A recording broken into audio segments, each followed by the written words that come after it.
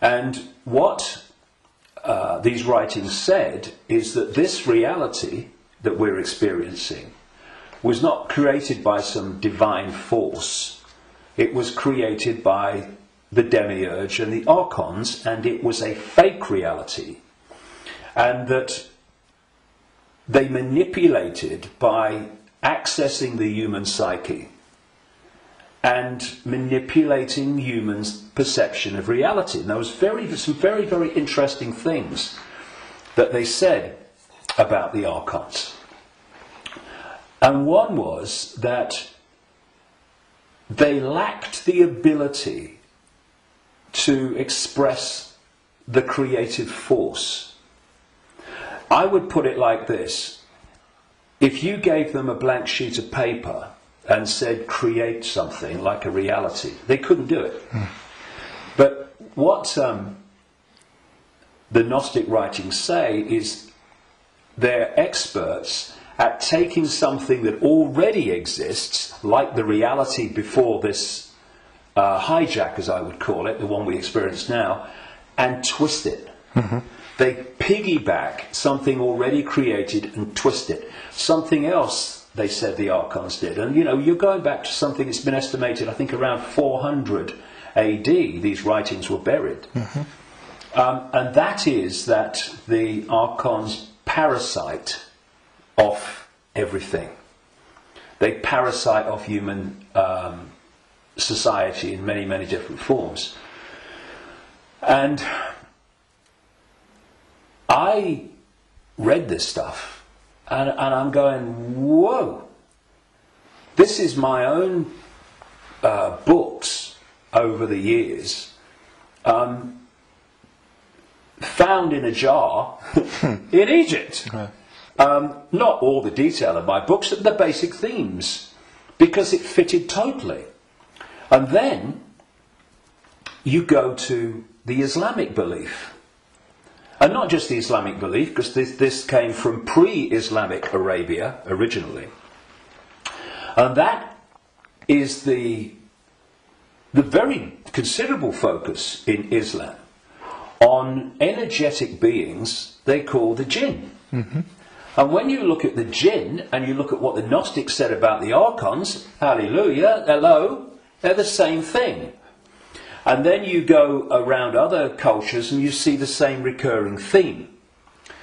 And so when you look then at human society,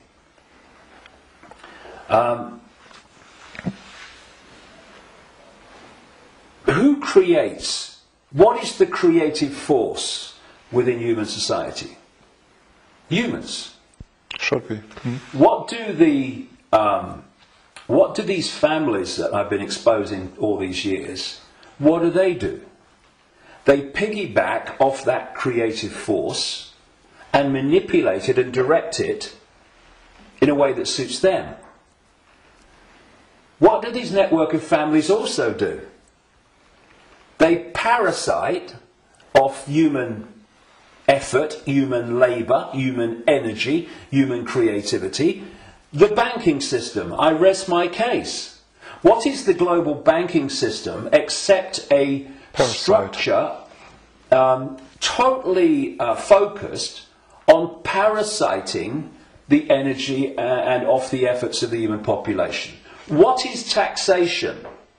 In the way that it is today, it is parasiting of human efforts and human creativity. So, what I also found interesting is that the archons are described as we would say, like cyborgs. They almost like, they're computer-like. And they serve this force they call the demiurge.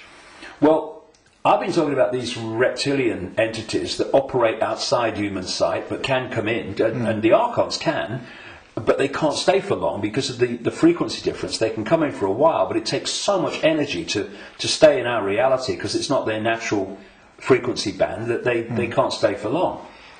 And what they've done, just a quick aside before I continue that thing about the reptilians, what they've done is they have created a network of bloodline families going way back to the ancient world, which represent their interests with invisible light because they can't come here and stay for very long. So these families, where their outer human form, if you like, is operating within the frequency band of visible light, they are the archon representatives within human society.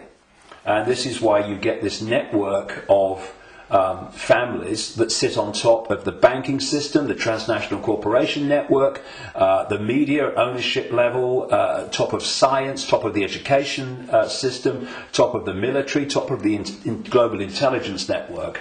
These are these families representing what the Gnostics call the archons. And I was just going to say a few minutes ago, when you look at how these archons are described, they're just like the reptilians that I've been writing about for years, in terms of their computer-like structured to the point of obsession society, which absolutely knows its hierarchical place. Every level knows its hierarchical place in it. And it's very robot-like and computer-like. It's not a flowing creative force. It's very structured. Boom, boom. And that's how the archons are described. They have no compassion, no yes, I mean, empathy. The only one time I've taken psychoactive drugs in my life was in 2003 in a rainforest in Brazil, when I took a rainforest potion called ayahuasca.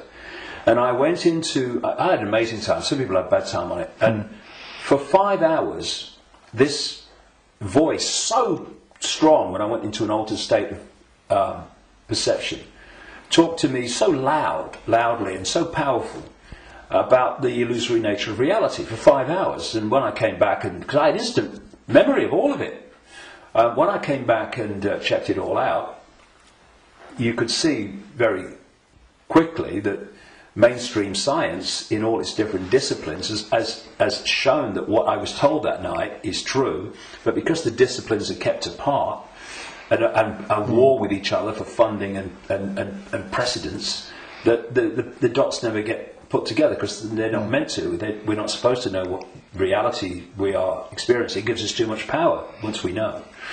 And this voice said to me at one point, about when he's talking about the computer-like nature of these manipulators, if you programmed a computer to abuse a child, would the computer have any problem with it?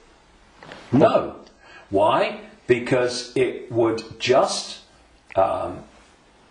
decode the data and act in line with the data, the software program. And this reptilian force is very much like that. Very structured, very predictable. And interestingly, because most people don't realise this, but one of the most important parts of the human brain in terms of human behaviour and response and reaction to situations is called the reptilian brain, or the R complex. And when you look at the traits of the reptilian brain within the human brain, of course other parts of the brain balance that out, or should do, but when you have more reptilian genetics, those traits of the reptilian brain are obviously more extreme and more pronounced.